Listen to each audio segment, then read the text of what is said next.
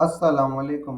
तो आज की इस वीडियो में मैं आपको एक ऐसे स्टॉक के बारे में बताने वाला हूँ जो मेरे हिसाब से काफ़ी ज़्यादा आपको अपसाइड दे सकता है, काफ़ी ज़्यादा रिटर्न दे सकता है साल 2025 में।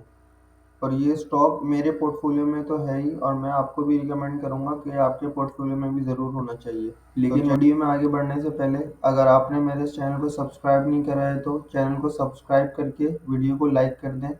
इसके अलावा मैंने एक व्हाट्सएप ग्रुप भी बनाया है जिसका लिंक मैं डिस्क्रिप्शन में दे दूंगा, आप लिंक पर क्लिक करके उसको भी ज्वाइन कर सकते हैं। और इंस्टाग्राम का पेज भी बनाया है वेल्थ अकेडमी के नाम से, उसका भी मैं लिंक डिस्क्रिप्शन में दे दूंगा, आप उसको भी जाके फॉलो कर सकते हैं। तो चलें वीडियो शुरू करते हैं। तो स्टॉक ये जो है ये है सीमेंट सेक्टर का, और one of my favourite stock है, और ये है ठट्टा सीमेंट। इसके प्रीवियस वीडियोस भी मैंने 2 से 3 वीडियोस पहले भी बना चुका हूँ। आज की जो वीडियो होगी उसमें सिर्फ क्या नाम है, मैं प्रीवियस रिजल्ट के एनालिसिस नहीं करूँगा, बल्कि जो इनके सीईओ का वेबिनार हुआ है बीएमए कैपिटल के साथ, तो उसके बारे में बताऊंगा कि इनके सीईओ ने क्या बताया अपने ऑपरेशंस के बारे में और अपने फ्यूचर प्रोजेक्ट्स के बारे में क्या बताया। तो चलें बस थोड़ा सा इसका क्विक सा ओवरव्यू करते हैं, फिर इनके वेबिनार की जो मेन मेन पॉइंट्स हैं उनको डिस्कस करते हैं। करंट प्राइस देख लें टाटा समिट की, तो वो 204 पर ट्रेड कर रहा है। एक महीने में इसने थोड़ा सा ऊपर गया था, उसके बाद अभी थोड़ा सा नीचे आया, 227 का इसने हाई मारा था, और ये भी थोड़ा सा नीचे आया, 204 पे ट्रेड कर रहा है। 52 वीक्स का इसका हाई 242 का है। एक साल का इसका रिटर्न 1010%। पी रेशियो कंपनी का 9 है। सीधा अब हम जाते हैं इनके फाइनेंशियल्स पर, फिर जाएंगे इसके जो वेबिनार हुआ है उस पर। बाकी ये मैं प्रीवियस वीडियो के लिंक्स भी लगा दूंगा डिस्क्रिप्शन में, आप जाके उसको भी देख सकते हैं। तो साल 2021 का इनके ईपीएस देख लें तो 2.20 का था, 2.02 का था। साल 2022 में 1.20, फिर साल 2023 में 2.72, फिर साल 2024 में कंप्लीट चेंज अराउंड आया और इनका ईपीएस काफ़ी ज़्यादा बढ़ के 16.40 का हुआ। अभी इसकी क्वार्टरली रिजल्ट्स भी देख लेते हैं, तो साल 2024 का जो इनका टोटल ईपीएस था वो 16.4 का था, और साल 2025 के जो पहले क्वार्टर में इनका ईपीएस था वो 7.05 का था। तो डायरेक्ट हम चल के बीएमए कैपिटल के साथ जो इनके सीईओ का वेबिनार हुआ है वो देखते हैं, और देखते हैं कि इनके सीईओ ने क्या बताया उस वेबिनार में अपनी कंपनी के हवाले से। 7 जनवरी को इनका वेबिनार हुआ था। तो इनके सीईओ ने ये बताया कि कंपनी एक्सपेक्ट कर रही है कि 560 मिलियन टन्स की इनकी सेल होगी, reflecting a growth of 5% year on year growth. तो ये तो इनका जो ईयर एंड होगा वो तो वैसे होगा जून में एंड, लेकिन कंपनी के जो अभी प्रीवियस रिजल्ट था और अभी इनको दिसंबर का भी अपने रिजल्ट डिस्पैचेस का पता होगा कि कितने इनके डिस्पैचेस हुए, तो उसको एस्टिमेट करते हुए कंपनी ये प्रिडिक्ट कर रही है कि इनकी जो सेल्स है उसमें वॉल्यूम वाइज 5% ग्रोथ आएगी। ये पहले बता दें वॉल्यूम वाइज है और रेवेन्यू वाइज नहीं है, कि प्राइस वाइज नहीं है कि 10 बिलियन थी तो 5% इंक्रीज हो गई 10.5 बिलियन हो गई, ये वॉल्यूम वाइज इंक्रीज बता रहे हैं।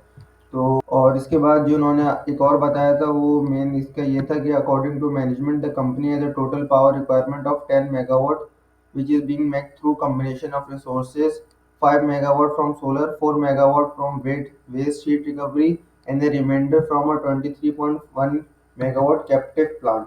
तो इन्होंने अपना पावर जनरेशन का बताया कि ये 10 मेगावाट है, उसमें से 5 मेगावाट सोलर से कर रहे हैं, 4 वेस्ट रिकवरी से कर रहे हैं, बाकी जो है वो अपना जो इनका कैप्टिव प्लांट है ठट्टा पावर का उससे कर रहे हैं। ठट्टा पावर भी इन्होंने एक्वायर कर लिए।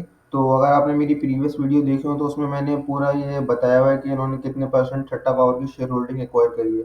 बाकी इन्होंने अपने विंड मिल का भी बताया था कि ये विंड मिल लगा रहे हैं, और तो उसका ये बता रहे हैं कि मार्च 2025 में ये ऑनलाइन हो जाएगा, यानी कि ऑपरेशनल में आ जाएगा।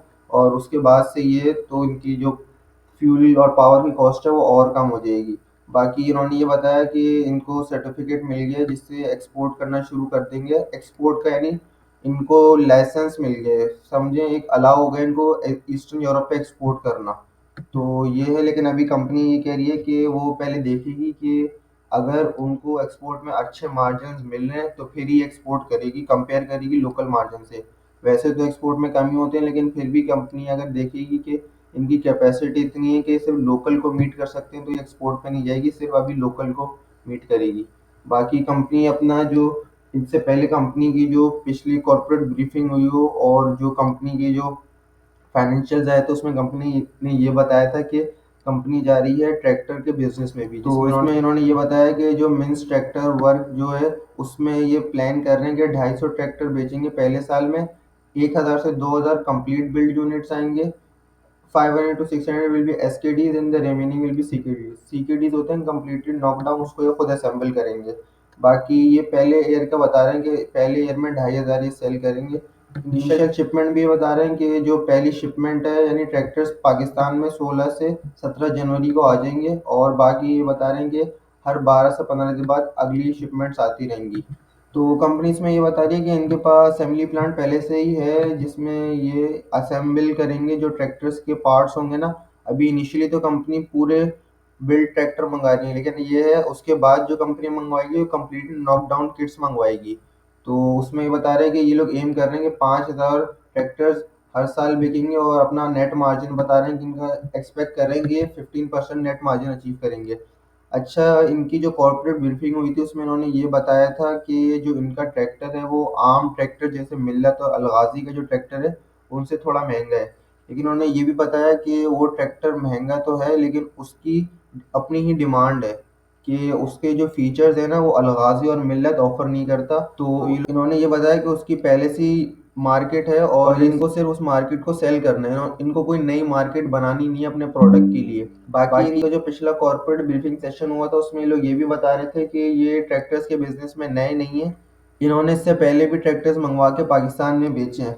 बाकी इन्होंने ये इसमें भी बताया है कि the Belarusian tractor has its own establish market, जैसे मैंने आपको बताया कि इन्होंने अपने कॉर्पोरेट ब्रीफिंग सेशन में भी यही बताया था। और कंपनी ये बता रही है कि सबसे पहले कंपनी लार्ज ग्रोवर्स को टारगेट करेगी, यानी जिनके बड़े बड़े फार्म्स हैं उनको पहले टारगेट करेगी। और उसके बाद ये कंपनी एक्सपेक्ट कर रही है कि जब ये लोकल असेंबल करेंगे तो थोड़ी सी इनकी प्राइस कम हो जाएगी, जिसकी वजह से फिर ये आ जाएंगे स्मॉल जो छोटे छोटे जिनके फार्म्स हैं उन पर। इसके अलावा कंपनी ने अपनी कोल माइन का बताया कि ये अब लोकल कोल भी ले रहे हैं। इससे पहले भी इन्होंने जो अपने फाइनेंशियल अनाउंस करे थे उसमें भी ये लोग ये बता रहे थे कि अब इन्होंने इम्पोर्टेड कोल से लोकल कोल पर शिफ्ट हो गए। बाकी इन्होंने ये बताया कि ये कोल जो ले रहे हैं वो ले रहे हैं लखड़ा कोल माइन से, और ये इन्होंने अपना ये रेट बता रहे हैं कि ये 12,200 रुपये पर टन से 12,800 रुपये पर टन पे इनको कोल मिलता है। और इन्होंने ये बताया कि इनका जो रिटेंशन प्राइस है वो 15,150 रुपये है पर टन, और पिछले साल के इन्होंने बताया कि वो था 13,565। और कंपनी बता रही है कि फर्दर ये कोई रिटेंशन प्राइस इंक्रीज नहीं कर रही क्योंकि इनको ऐसा लगता है कि अभी सीमेंट की डिमांड कम है, तो डिमांड कम होने की वजह से रिटेंशन प्राइस को अपनी इंक्रीज नहीं कर रहे। बाकी कंपनी ने अपने मेन प्रोडक्ट के बारे में बताया कि इनका जो मेन प्रोडक्ट है वो ओपीसी ब्रांड ब्लैक स्टार है, और इसकी प्राइस 22,400 रुपये पर टन है। और कंपनी ने ये भी बताया कि करंटली 7.1 के पीई रेशियो पर ट्रेड कर रही है। पिछले 5 साल का जो इसका पीई रेशियो था वो 8 का था, तो इस हिसाब से 11% के डिस्काउंट पे। और इन्होंने अपने फ्यूचर प्रोजेक्ट का एनालिसिस करके जो फिगर दी है वो ये है कि ये एक्सपेक्ट कर रहे हैं कि अभी भी इसमें 90% का अपसाइड है, और टारगेट प्राइस ये लोग इसकी एक्सपेक्ट कर रहे हैं 395, यानी ऑलमोस्ट 400 प्रिडिक्ट कर रहे हैं। सीमेंट ऑपरेशन से ये लोग प्रिडिक्ट कर रहे हैं 228 की। बाकी जो इनका ट्रैक्टर्स बिजनेस है उससे लोग एक्सपेक्ट कर रहे हैं 167 की।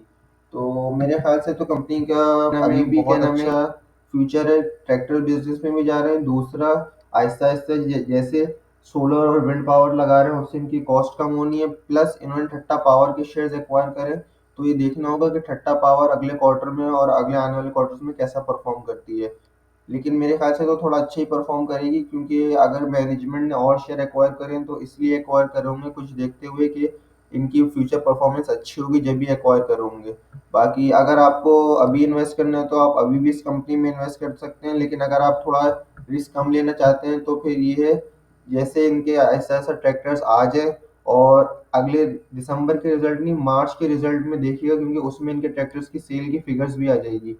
तो ये है उसको देखते हुए कि ट्रैक्टर्स इनके कितने बिक रहे हैं, क्या वो सक्सेसफुल है नहीं है, तो उसके बाद अगर इन्वेस्ट करें तो ज़्यादा सेफ है। लेकिन अगर आप अभी भी इसमें करना चाहते हैं तो अभी भी करंट रेट पर इसमें इन्वेस्ट कर सकते हैं। बाकी उम्मीद है आपको हमारी वीडियो अच्छी लगी होगी, और ऐसी मजीद वीडियोस देखने के लिए चैनल को सब्सक्राइब करके वीडियो को लाइक करें।